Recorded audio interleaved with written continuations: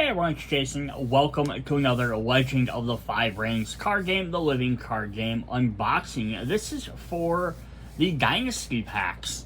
So the Dynasty Packs are individual, kind of little, almost like booster packs. But being this is a living card game, every pack has the exact same cards in it. So all the cards in Fate No Secrets are going to be the same no matter how many times you buy this pack. But Chrysanthemum Throne is going to have a different set of cards, but every card in there will be the same. So each of these 6 packs will have a different set of 60 cards, but each pack will always have the exact same cards in each one. So you don't have to randomly buy them. And then the Dynasty Packs work kind of as in a theme. So each different color is going to represent a different cycle. So if we look on the back of one of these, and focus. So this is going to be the Imperial Cycle, which has this little set symbol.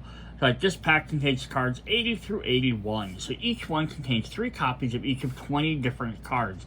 The cards are sorted out between the 7 different clans and some unclanned cards, as well as some provinces.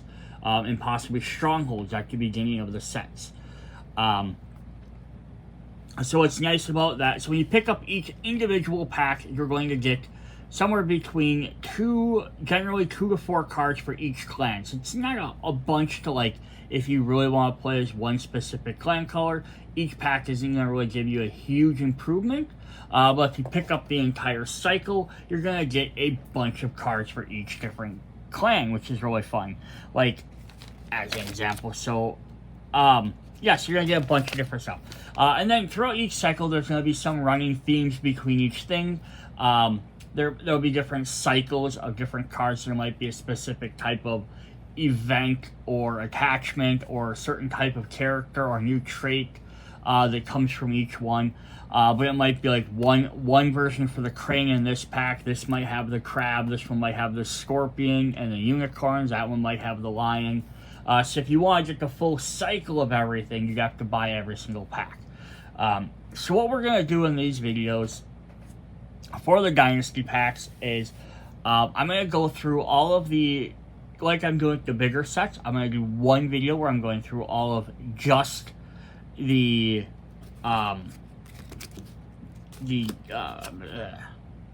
Dynasty cards. Not the Dynasty cards. What are they called? Yeah, the Dynasty. Brain losing. Yeah, the Dynasty cards. And I'll do a part 2 video where I go through all the conflict cards. But I'm going to go through all the packs combined as one. So instead of doing single pack, I'm going to go through all of the conflict cards for all 6 packs. And then we go on all the conflict cards for all them, but doing them in clan order. So we're not looking at one card at a time, like 1 or 2 cards, and then having to wait till the next pack to see what the next 2. We're gonna go through like all the Dynasty cards. We'll have all the crab cards, and then we'll go through all them. So it'll feel more like a big full, if you bought this as a big box set all together. If you'd like to see what is individually in each pack, I will have a link in the description, and we'll be doing what I'm going to call a speed pack, where I'm just going to show this one, show exactly what cards are in there, read off the names, then go to the next one, do that, and I'm not going to be reading all the descriptions. This is a video where I'll be going through all the description of everything. So definitely check out those in the links if you'd like to just see quickly what's in each pack, in case you would like to pick up one here or there, just pick up specific cards. Alright, so without further ado, let's hop into these. Alright, for this Dynasty Pack unboxing, we are doing the Inheritance set. So this will have the little dual fan blade symbols. It is kind of the maroon, purple, red color. So there's a couple of different things they did in here, because normally we have 60 cards per box, which we still do, but it's just 3 copies of 20 different cards, which isn't 100% true. So what they did is for any cards that are 1 per deck, which is only 1 holding card that's like that in this cycle, but then any of the provinces or strongholds, they also only limited to 1 card, so you don't get 3 copies anymore. This is a change from the previous one, so this means if you're buying these packs specifically just for yourself or 1 player to play, or if you're maybe doing 2 players and you're doing various different clans, you got enough cards, you're not worried about having to cross over with other things. And then yeah, having one for each clan card for province and stuff is, or one per deck cards are perfectly fine to do. But if you're buying these to have maybe share between, again, maybe 2 or 3 players, you might end up having to buy multiple. So that means if you really like the one new province in the set for Scorpion, and you have another player that also plays Scorpion, they're not going to be able to share them. You would be able to make 2 Scorpion decks and use the same province card. But again, when you have 7 clans, it's easy enough to be like, I'm playing this clan, second player plays a different clan. The only thing you're going to end up with issues is when you have 3 copies is I can't have 3 and then they have 3 that they could, opt into, like add into their clan. But that was always going to be an issue in any of the previous packs as well. So yeah, that's one of the differences. The second thing is the new sheet is we don't have any more stories. They stopped doing them.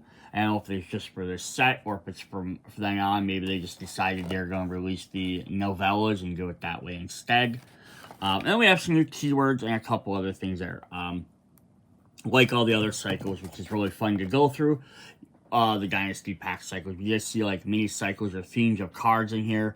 I haven't went through all these before, so I did kind of discover them just as much as you guys, or what are the cool new themes they have. But going through the speed pack and kind of reading through all the names of the cards, I did see some that kind of matched.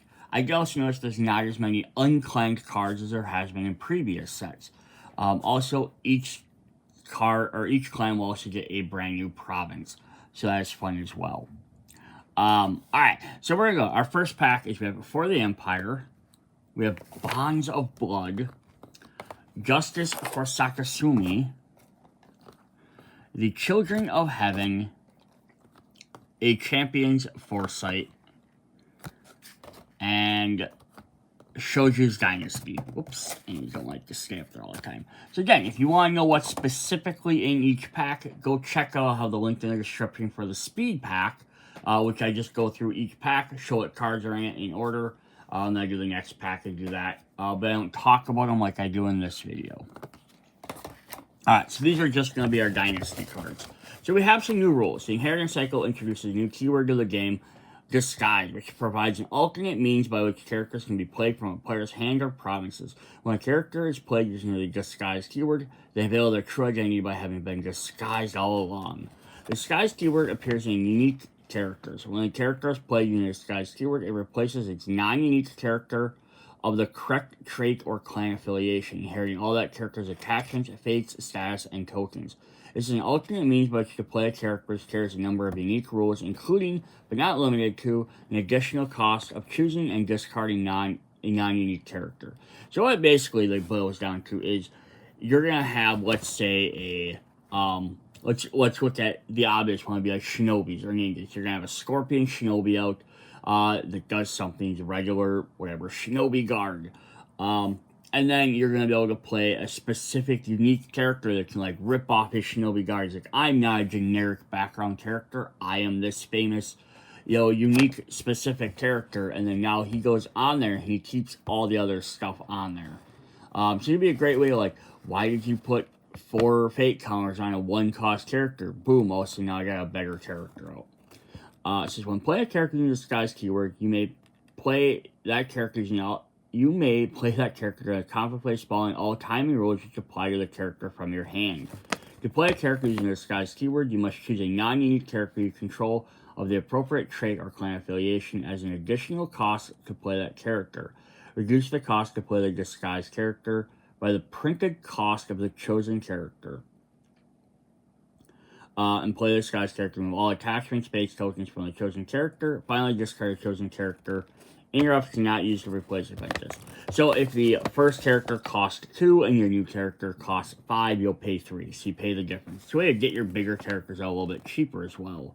A character played using the Disguise keyword cannot be played into the conflict unless the character chosen by the keyword was also participating in the conflict. Fate from your fate pool cannot be put on. So this is the other little bit difference. So when it comes into play, you can't, like, if you play it from your hand, you can put it into combat. But if it's at its home, you can't then play it and move it to combat for free. So you can upgrade it back to its home. That's cool. And then the other thing is you can't add extra fate to it. So if you want to play on a guy It already has 3 fate, it keeps 3 fate. But if it only had no fate, it's going to get removed at the end of the turn, so it may or may not be worth it. The other new thing we have in here is Koshi Rambo. For the Empire's Dynasty pack included a special province representing the imperial city of Kashirambo. This card was won by the Scorpion clan during the 2018 Koke series, featured a unique symbol where its element association would normally be. The symbol is indicated that Kashirambo counts all 5 elements at all times and can be selected during deck construction to fulfill the province of any slot. So this is basically like a promo that was won during a tournament, and then they added it into a deck. So there's only 1 copy of it, so it's going to kind of unbalance some of the things. So all 6 decks have the exact same thing, except for the first one. The only one that mentions this Koshi Rambo card because it's the only one that's in there. So let's go ahead. I just want to do a quick just show off here. So here's a disguise. It says disguise cavalry. So it specifically say on them that they are disguised cards. Alright, let's go ahead and look at all of our brand new cards. So we're going to start with the aforementioned Koshi Rambo, which is a Scorpion clan card. So I'm guessing a person played a Scorpion deck. I wonder if it was if they made a specific new card for each clan, and whichever clan won got their specific card made, or if this is one of the things where the winner got to create their own card. Fantasy Flight does that a lot too. So it's got the unique symbol down there. Imperial, this province starts the game face up and cannot be turned face down. It cannot be a stronghold province. Characters played from this province enter play with 1 additional fate on them. So that's kind of cool. So your Scorpion characters gain a little bit of advantage. Alright, then we are going to look at, we have 1 new stronghold. So there's only 1 stronghold in here. I think the previous cycle had 1 or 2 strongholds as well. So I think by the time they get through all the different packs, they'll probably even them all back out over time. So Shiro Kitsuki for the Dragon Clan, which is a castle, which gets you actually 10 bamboo to add in extra cards. Otherwise, it's still 10 honor, 7 fate, which has been pretty much the standard. Reaction. After a conflict is declared, name a card. After each time an opponent plays that card during this conflict, choose an unclaimed ring and claim it as a political ring, gaining all fate from it. After each time your opponent plays that card during a conflict. Okay, choose an unclaimed ring and claim it as a political ring, gaining all fate from it. Unlimited. Cool. So basically, ideally, they're only going to have 3 copies of a card. If they have a way to cycle that card back in, you're going to gain extra bonuses from it. So it could be hit or miss. If you know a person's going to play 3 copies of a card for sure, you could get 3 extra bonuses from this. Or if you know they're going to recycle the same card over and over somehow, even better. Alright, then we have our regular provinces. So we have 1 for each clan. For the crabs, we have Fortified Assembly. Cannot be a stronghold province. This province gets +2 strength for each honor token on it. Reaction. After attack is declared against this province, puts 1 honor token on it. So basically, every time they don't beat it, it's going to get stronger. So that's pretty cool. Conflict between King for the Crane. So we're going to see these 2 a couple of times throughout the set, at least once more. During a conflict at this province, each participating character your opponent controls cannot be chosen as a target of an event and cannot have an attachment played on it if that card shares a clan affiliation with the character. Your opponent cannot be chosen as a target of an event and cannot have an attachment played on it if that clan. Okay, so what this does, it prevents, so if I'm playing the Crane, obviously, and my opponent also plays a Crane card, whether they're playing a full Crane deck or they've just, opted in adding a Crane card in there. If they're at this province, they cannot have anything played on them. This means I can't play stuff on them, but they also can't play anything on themselves as well. So very interesting. For Dragon Clan, we have Scene of the Crime. Reaction. After this province revealed, look at your opponent's hand. See where the latch was splintered? This was not the work of a shinobi, as they would have us believe. Interesting. Criminal crime scene investigators, feudal Japan. Where's that TV show? For the Lion Clan, we have Dishonorable Assault, Battlefield, Action. During a conflict at this province, discard one or more cards from your hand. Choosing an equal number of attacking characters, dishonor each of those characters.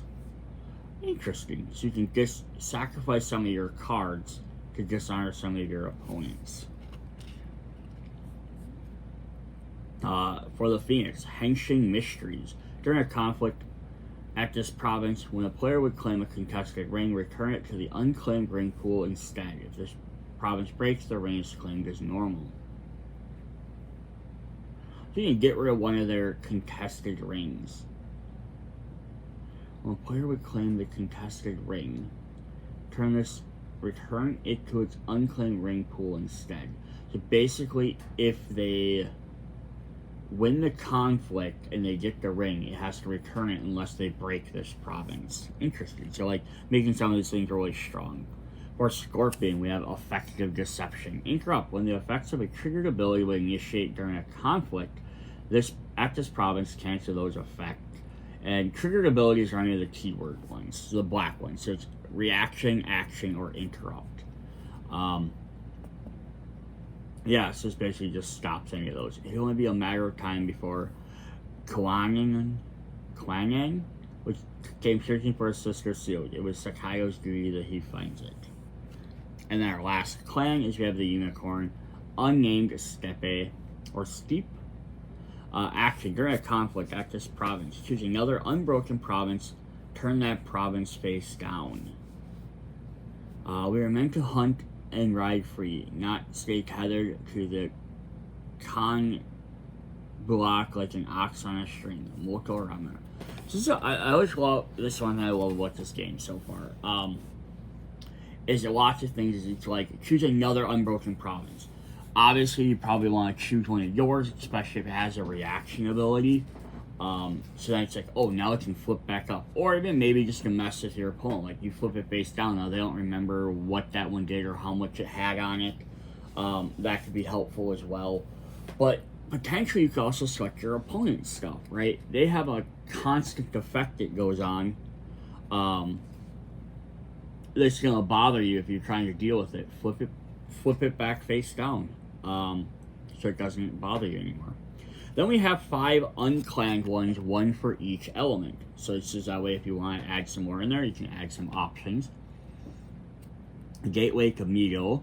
Cannot be a stronghold province. Conflicts during this province, you may play characters from your Dynasty discard pile into the conflict as if they're in your hand. Ooh, that's fun, coming from like the shadows. Festival of the Departed, a festival. Keeper role only. During conflicts at this province, characters cannot have their skills increased by effects of events. So basically, this event is going on. You can't play other events going on. You can't interrupt the festival. Into the Forbidden City, an Imperial one. Keeper role only. Action. During conflicts at this province, choosing an attachment on an attacking character and discard that attachment. So, you're coming into the Forbidden City, you can't bring your weapons. Makes sense. The Emperor Summons. Seeker role only. Reaction. After this province is revealed, search your Dynasty deck for a character card and put it face up into a non-stronghold province you control. Discarding each other card in that province. Shuffle. Nice, so just find a specific character. Right, that's always helpful. And then the last one is Smuggler's Cove. Seeker role only. During a conflict at this province, choose a character you control and select one. Either move that character to the conflict or move it home. Cool. So yeah, if they're conflicting here, you can either bring a character in or return them back. Very nice. Alright, let's hop into our actual clan cards. We're going to start with the Gray Crabs. We have a Hiruma Signaler.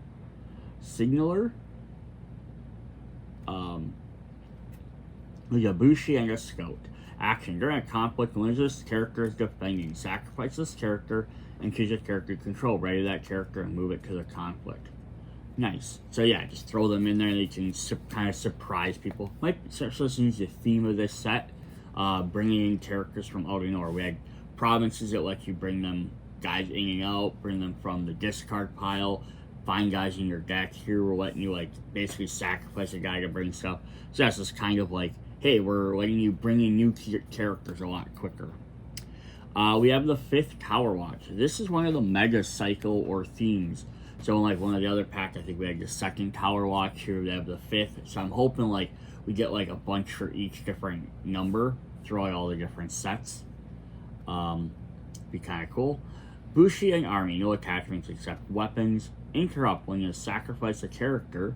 Choose an opponent. That opponent must choose a character he or she controls with lower military skill than the sacrificed character. Bow that character.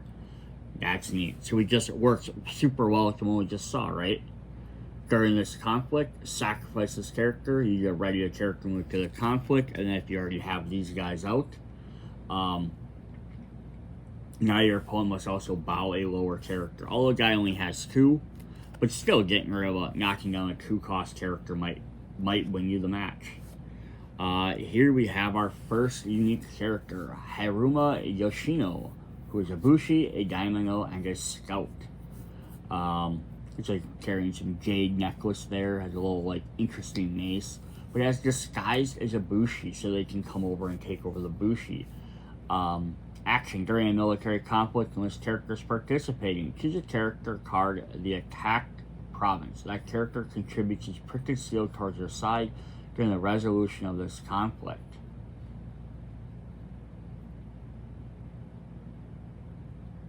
The character card in the attacked province. So basically you're using somebody else's military might as your power. That's cool. And then again, with the disguise, is they can come in as another character, as another Bushi. So you could play a 1-cost character and then bring this character in for 3. So it might get in a turn earlier. If you play a 2-cost, you might be able to get the same. You know, they can always put some extra fate on them. Like, hey, this guy's a neat ability. I'm going to keep them alive a bit. And then, boom, instead drop this guy in. It's a fun, interesting ability. Alright, another new character. We have Hirasugi as a Bushi here. Okay, 1-cost Bushi character.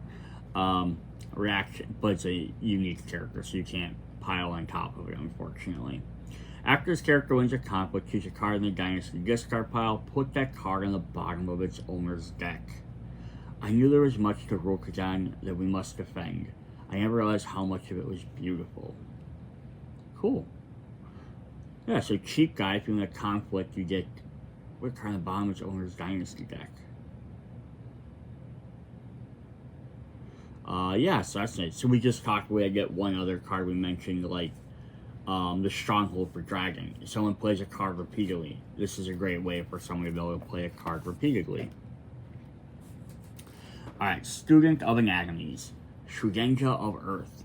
Action, sacrifice a friendly character. That's sacrificing again. Choose a character until the end of the phase. Treat that character as its printed text boxes were blank, except for traits. So you basically sacrifice one of your characters to shut somebody else off. Frontline Engineer. Bushi and Engineer. This character gets +1 glory for each holding in play. Action. During a conflict, when this character is defending, search the top 5 cards of your Dynasty deck for a holding and put it into play in the attacked province, discarding each other province. Discarding each other card in that province. Shuffle. Okay, so the only downside of this means you're not going to be able to stack like 3-4 holdings, but if you don't feel like you need to get a bunch more characters out and you'd rather have more holdings to block all your stuff, like you can play enough stuff during your conflict phase or previous Dynasty phases, yeah, you could go ahead and get some holdings out and then make this guy a little bit beefier if you can honor him. Awesome. Alright, then we have a holding. Speaking of that, we have Strategic Waypoint, which is a trap. There's some ogres there, or onis and goblins. Interrupt. When this holding's province is broken, your character chooses an attacking player and discards that character. Unfortunately, they get to choose, but still, like, the fact is they have to get rid of one, so they're going to have to really watch who they throw at this province when they do it. Gallant Quartermaster. Courtier. Interrupt. When this character is sacrificed, gain 2 fate. Doom descends on our brothers and sisters on the wall. I will not wait for help to come when my own stores could mean the difference between life or death. So yeah, so they sacrifice themselves to gain extra fate. And our final crab cards are unique character, Yasuki Hakasu. Another courtier. Action. During a conflict in which this character is participating, if you are less honorable than your opponent, choose the top 5 cards of your conflict deck for an attachment, reveal it, add to your hand, and shuffle. So yeah, some really neat stuff here. These guys are your defenders, your they can hold the line a little bit longer than some of the other characters, so they kind of show that even if they do, they sacrifice stuff to like basically build their deck back up, which is really cool. Alright, jumping into clan number 2, we have our Blue Cranes. We have a Sentienous Poet, a Courtier. A reaction. After your opponent spends fate to play a card during a conflict in which this character is participating, gain 1 fate. Yes, if they spend any fate to play a card, you gain a extra fate for it. Please allow me to finish your composition. Your words inspire me towards the battle chant of the Moko. Esteemed Tea House, which is a tea house, trait. Action. During a conflict in which you control a participating courtier, choose an attachment on a participating character. Return that attachment to its owner's hand. That player cannot play copies of that card until the end of the phase. Ooh, this shuts down attachments, which is fun. I love this set here. We have Doji Hataru, unique character who has Bushi, Courtier, and Champion. If you control Doji Kwanin, discard him. Oh, so this is the first time we've had a card, I think it's specifically named another card. Reaction. After an opponent plays a card during a conflict in which this character is participating, gain 1 honor. Do you believe in the Admiral Magistrate's lies, brother, or is it simply incompetent? Interesting. After an opponent plays a card during a conflict in which this character gain honor. So we already had the one, like, they play using fate, you gain fate. Here you're going to gain honor. So what's neat about this is, here's the other half of the artwork, which is the pack artwork is too. So you have Doju Kwan. If you control Doju Hatu, a discarder. So it's kind of cool. We have like these conflicting characters. I'm just going to drop him in there. Do they have opposite stats, or are their stats the same? They're different. They're very different. Both cost 5, but we have 6, 7, 8. We have a 9 and 9, but he's a little bit more even. She's a little bit more political, but she's also a courtier. So action. During a military conflict in which character is participating, choose a participating character with a lower military skill than his character, bow that character. I begin to suspect you don't even care about the truth. Interesting. So more internal story conflict, which is always fun. Anything where you can add more lore and thing to the story by using the cards is really cool. Graceful Guardian. I love the armor on that. Bushi. Action. During a conflict in which this character is participating, during each player's next action opportunity, this conflict increased the cost to play cards by 1. Without victory, honor is no victory at all. The Iron Crane Legion, who has X military might, no attack, Bushi army, and no attachment except weapon. During conflicts in which you are attacking or defending player, X is equal to the number of cards in your opponent's hand, otherwise X is 0. Oh, so if they have a lot of stuff available, you're more powerful. Which is also interesting, because going with a bunch of the other cards, you have basically, if they play this, you gain extra fate. They play extra things, you gain extra honor. You can make the thing make their cards cost more. So basically, you're trying to restrict them from playing cards by punishing them for doing so. So they have to really decide, is it worth me playing this card, you know, for the fact I'm giving my opponent an advantage. And then this guy's going to take advantage. If they keep more cards in their hand, listen, he's going to be a lot bigger character. Court Musician, a Courtier. Action. During a conflict in which this character is participating, during each player's next action opportunity, this conflict decreased the cost to play cards by 1. Interesting. Where's next action? So it's gonna make everyone's cards cheaper, but depending on when you play, it's the next conflict. So if you play it in the very first one, that means both players will get one extra conflict. But if you play it in your second conflict and your opponent has a second one afterwards, theirs will also be cheaper. But you're saying, but if you play yours in your opponent's second one and you have the final one, then they'll get some for theirs too, but you're on the offensive that way. Yeah, interesting. Okay, and then we have Daigoji Keiju. So courtier shinobi. So he's a disguised courtier. Action during a political conflict in which the character is participating. Draw a card for each card your opponent has played in this conflict. So again, penalizing your opponent for playing cards. Many thanks for the invitation to your court. I hope to learn many of your ways while I am here. Aha, sneaky. And then the last one we have. I like that the disguised characters aren't all like, they're all 5, 6, 7 cost characters that you have to like really work at getting out. Like that guy's a 3 cost. He can pop in fairly cheap. Daijo, Harrier, Bushi, and Shinobi. Reaction: after this character wins a military conflict, your opponent chooses 2 cards in his or her hand. Reveal those cards, choose one, and discard them. Victory will only be achieved through preparedness. Daigoji Yuji. So yeah, Crane is all about, in this set, is all about getting, basically trying to prevent your opponent from playing stuff or hindering them or penalizing them for doing it. In Green Dragon Clan, we have a new Magistrate of Reason. So, Courtier and Magistrate. An additional cost for your opponent to trigger a character ability this conflict in which the character is attacking. The opponent must spend 1 fate to an unclaimed ring. Interesting. So, I wonder if we're going to get a new set of Magistrates. We'll have to see. We haven't gotten in the other 2, but that doesn't mean they might not be in the conflict deck. So, if we recall from the very first cycle, the Imperial cycle, all the Magistrates had some ability that shut the skills off of characters.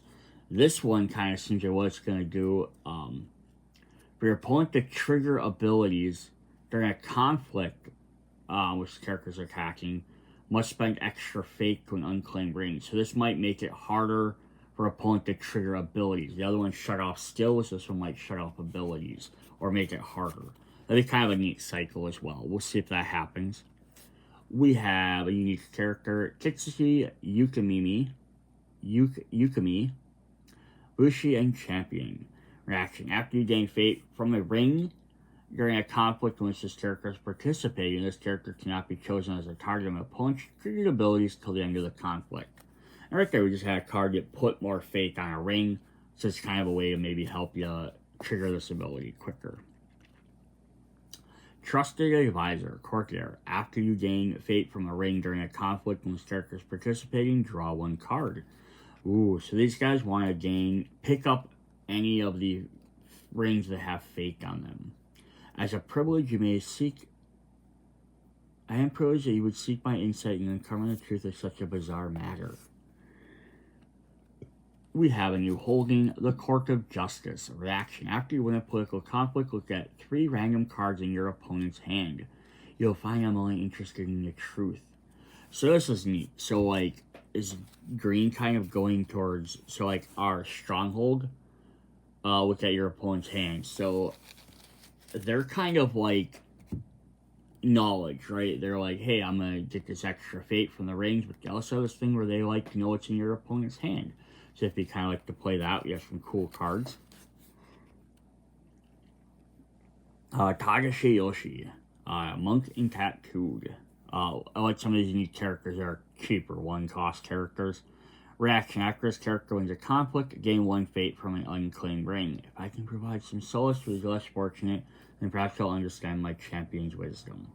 Yeah, so like unique characters that don't, again, cost 5, 6, 7, which is really cool because then you get some interesting effects with them.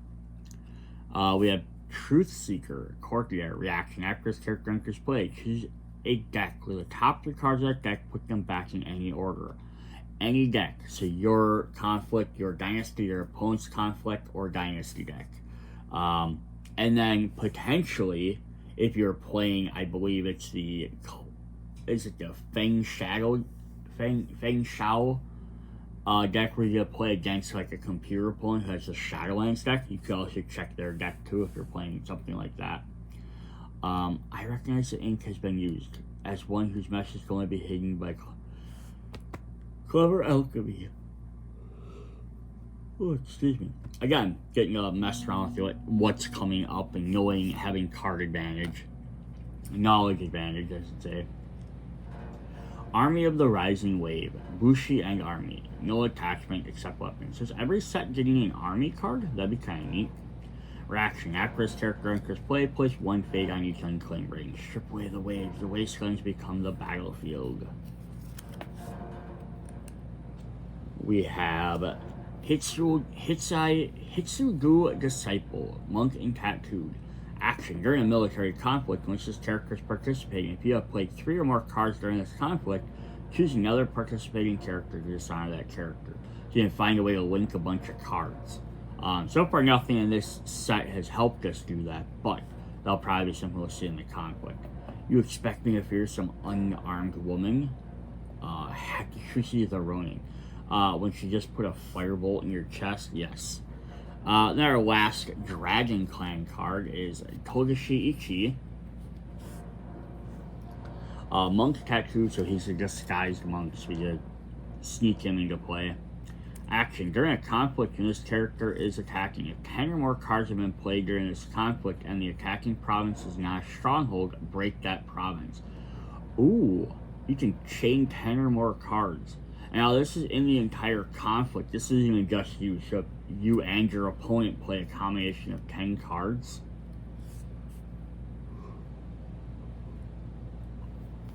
Very interesting. Cool. Alright. Let's hop into our Yellow Lion Clan. We have Akidola Zentaro, Bushi Commander, and he's also disguised. Action. During a conflict, when this character is attacking, choose a non-unique holding in the attacked province. Gain control of that holding and move it to one of your unbroken non-stronghold provinces. If able, discard each other card in that province. Otherwise, discard it. Interesting. So, there might be some cards that say you can't discard them for some reason or it can't be removed. Otherwise, yeah, worst case is you're getting rid of one of your opponent's provinces. But yeah, getting this guy in. And again, with the disguise mechanic, it's really cool because you have another character in the conflict and your opponent's like, oh, it's a little cheapy, one cost, one guy, whatever, I'm not too worried about. All of a sudden, you disguise this guy in. It's like, oh crap, now they have to try and defend it, so they're going to lose one of their holdings. That's fun. Another unique character, we have Akido Kage, Shugenja of the Void. Not a ton of Shugenja in the Lion Clan, I don't believe. Immune to opponent's ring effects. Interrupt. When another character would leave play, remove one fate from this character instead. He goes of her own fate. Today choose. With that choice, the soul was a rent and destiny was altered. Interesting. So sacrifice some of your life to keep someone else in play. Nice. That's cool. We have Makasu Swift Spear. Bushi, later have fewer cards in your hand than an opponent. This character gets +2 military might. One does not achieve victory by holding forces in reserve. Akido's leadership. This definitely makes sense for the Lion Clan. They love to try and force out extra cards as much as they can. They try like, hey, do this to play an extra card, So yeah, that'll help them out. The Steward of the Rich Frog. Courtier, where you have fewer cards in your hand than an opponent, characters you control cannot receive dishonored status tokens. The City of the Rich Frog receives goods from all over the Rukagen for trade, whether caretaking those goods is meant overseen by the lion, the dragon, or the unicorn depends on who you ask. Interesting.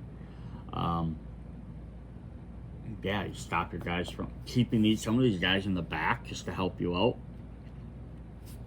Another unique character, Okama Kiono, Courtier, and Storyteller. Anchor up. When a glory count would begin, if you are more honorable than your opponent, ready this character. If she is actually told each unique tale, yet the words she is telling are all the same. Mia Mataso. And we had the other card. It said you can't be dishonored, right? So you saw these cards work together, which is really fun. Quarrelsome Youth. Simple little one cost character. Reaction: after this character loses a conflict as an attacker. If you have fewer cards in your hand than your opponent discards one random card from his or her hand. So kind of just throw this guy out to help you out. If you win, awesome. If you lose, you always get to punish an opponent.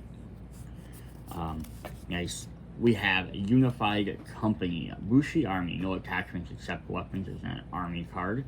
Reaction: after this character wins a conflict, if you have fewer cards in your hand than your opponent, put a non-unique Bushi character with a printed cost 2 or less into play from your Dynasty discard pile. So there you go. You could keep getting back your Quarrelsome Youth every time you win a conflict. And then throw them in there, and then if you end up losing, oh well. We have Hero of the Three Trees. Bushi. Action: during a conflict in which this character is participating. If you have fewer cards in your hand than your opponent, select one. Either gain 1 honor, or the attack province gains -1 strength till the end of the conflict, to a minimum of 0. Nice, so you can knock your stuff down. Or knock your opponent's honor down. I like this idea, like having less cards is an advantage.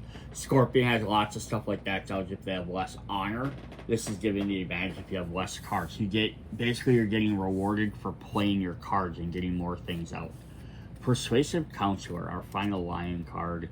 Courtier: during a conflict in which this character is participating, each event you play during this conflict cannot have its effects cancelled. You must not take offense at my words. Did your Badashu not name himself a villain? Interesting.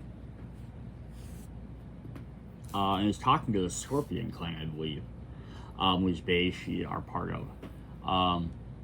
But yeah, being able to just stop stuff, that's pretty cool. I also like we're getting more courtiers every once in a while in the Lion clan. They tend to be more of the war clan, so it's kind of nice to get some political stuff.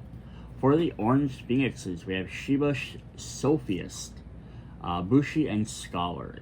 During a conflict in which this character is participating, search the top 5 cards of your conflict deck and search for card that shares a trait with an element of the contested ring. Reveal it and add it to your hand and shuffle. Alright, so that's what you do. The Phoenix usually tend to like to play around with all the different elements and doing stuff with that.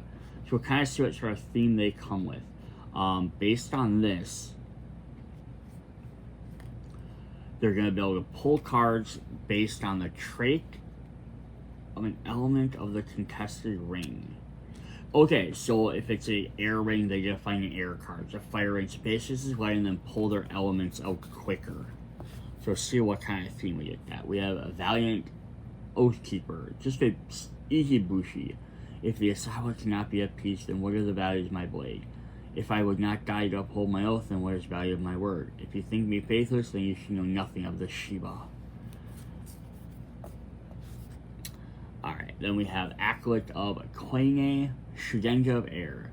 Action: during a political conflict, choose a participating character and select one. That character that gains or loses pride until the end of the conflict. Where did I put my instruction manual for what pride does? I believe pride, if I'm remembering right,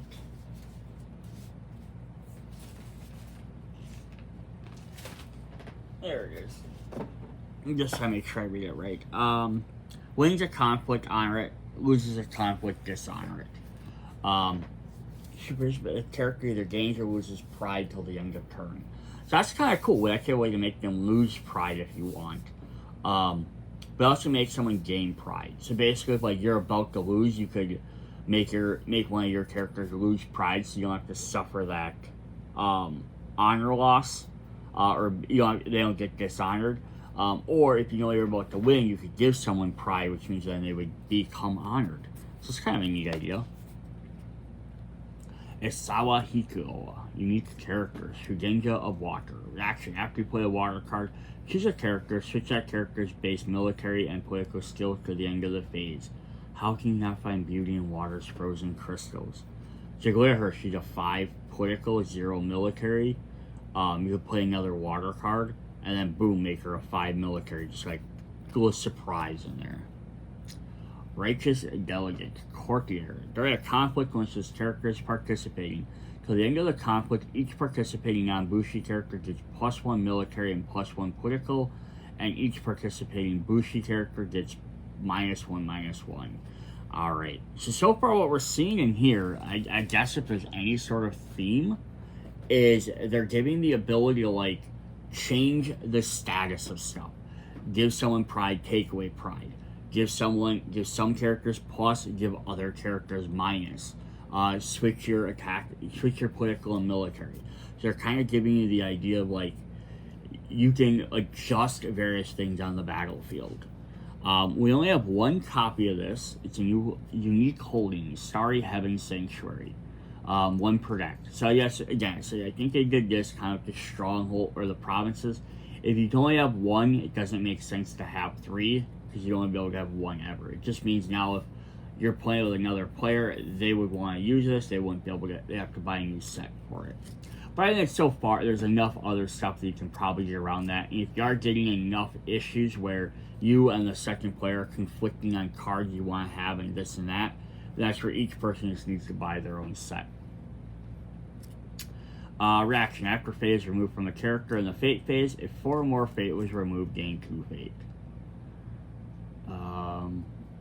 Nice. If you have a lot more guys out and you end up losing a bunch of fate, you always only take a loss of 2, possibly. Unique character, Asako Takahiro, Courtier. He has pride, so it'll work nice with that other character potentially. During a conflict in which this characters participate, as character gauge +2 military for each dishonored participating character, and +2 political for each honored participating character. So again, he's gaining a bonus based on stats of certain people, and if you can honor and dishonor, you can adjust those. The student of Esoterica, Shugenja, Earth, and Scholar. You may spend fate from this character to pay for spell cards. Ooh, that's kind of cool. So you could, this would be a fun thing to play at the disguised action too. If you have any guys that work with that, because right, all of a sudden you give them like 3 extra fate, and someone's like, "Oh, there, you could pay for the spell cards." And then instead, if you have a card that could disguise into a Shugenja or a Scholar, for example, you could then go ahead and be like, "Naha, there you have it on. There's a trickery." Asawa Kotomomo writes as if the Yakobijin could invoke spells without appealing to the kami. Sure, this could not be the case. And then our final Phoenix is Infernal Guard Invoker, Shugenja of Earth, Shugenja of Fire. Action. During a military conflict, choose a participating character you control. Honor that character. If a province is broken during this conflict, sacrifice the character at the end of the conflict.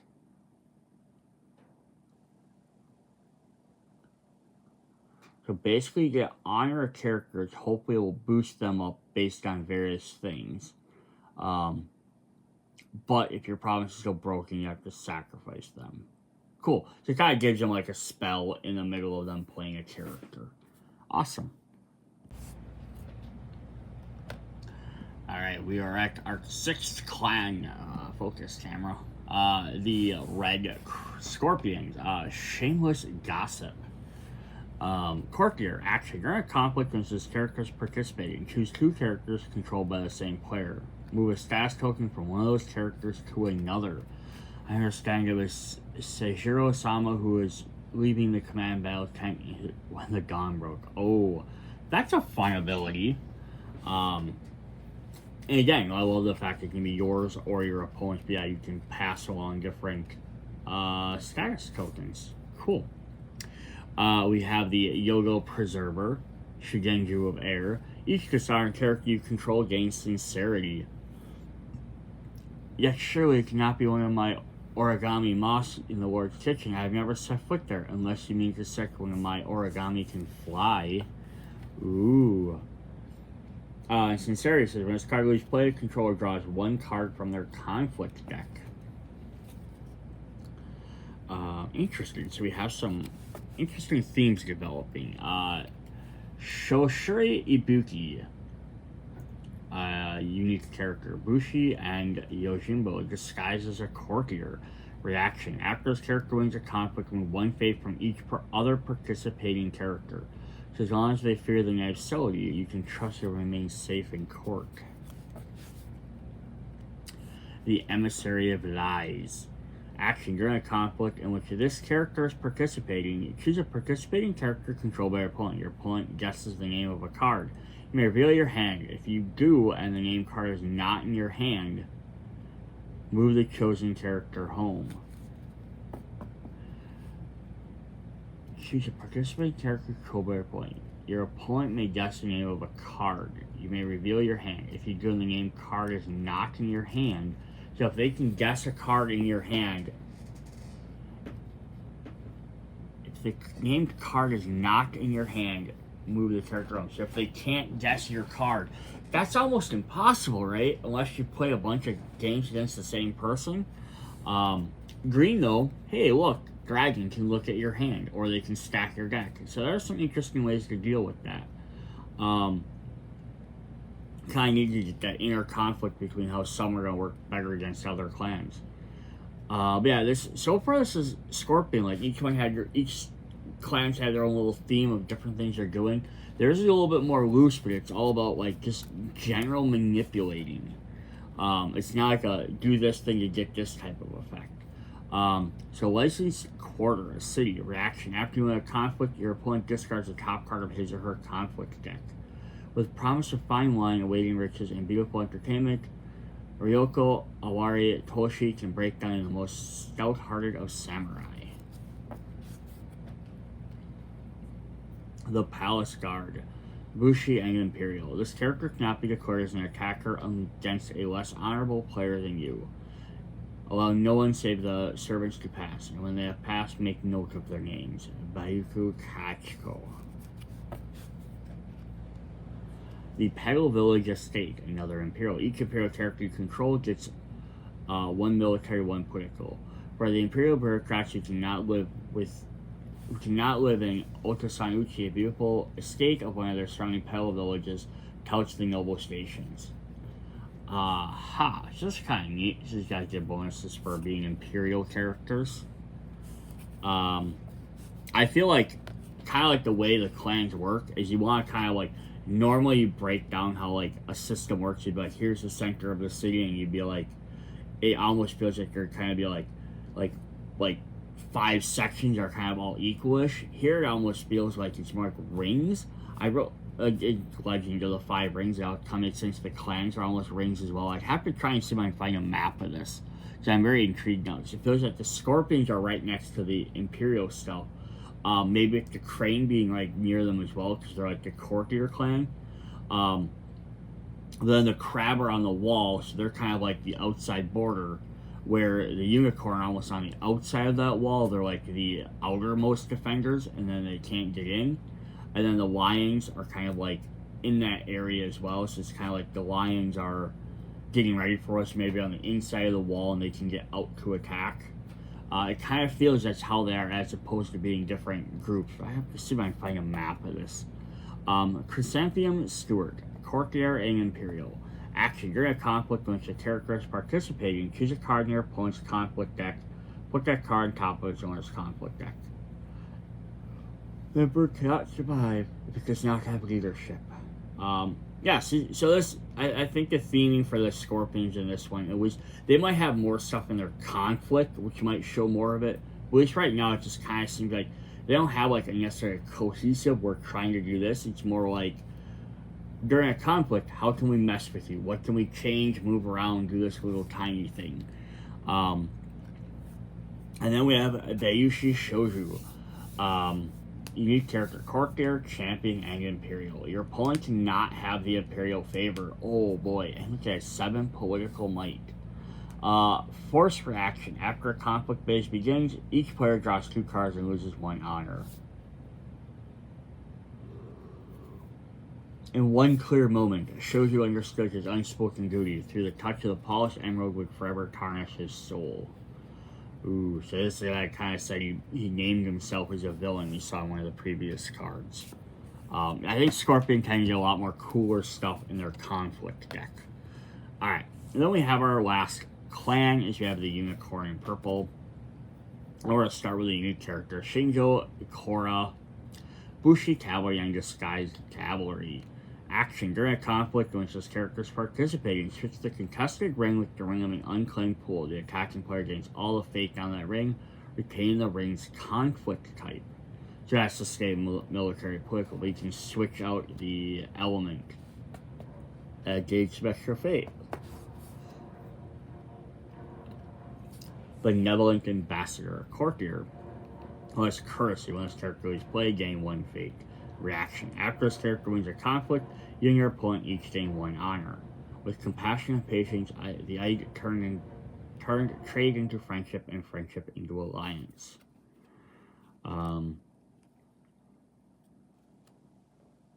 It says maybe your opponent can afford to let you win the conflict if it's not going to break their province, because then they gain an honor.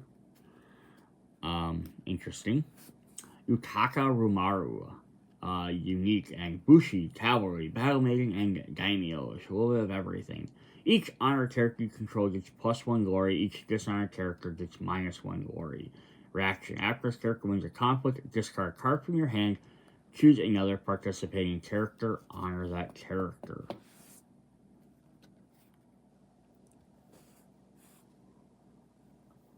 Shinjo Gunso, Bushi, and Cavalry. Reaction. After you play this character from your provinces, with the top 5 cards of your Dynasty deck, you may put a character that costs 2 or lower from among the cards in the play, discard the rest.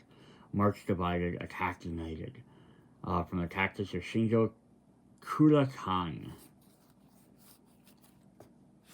I haven't noticed a reoccurring theme yet in here, but again, they like the Scorpion, might have more in their conflict deck. Wave Forest Camp. During a Dynasty phase, play 2 characters from your provinces, then turn your provinces card in your provinces face up.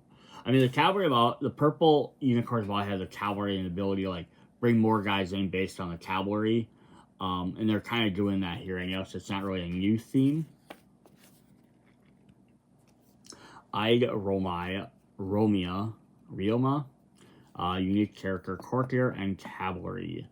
Action. During a conflict in which this character is participating, choose a unicorn character and a non-unicorn character controlled by the same player. While one of those characters, then ready the others. So these guys will work at the gauge, and that's why they're kind of like said maybe on the outside of the ring, because they work with the other people that might not be part of the clans.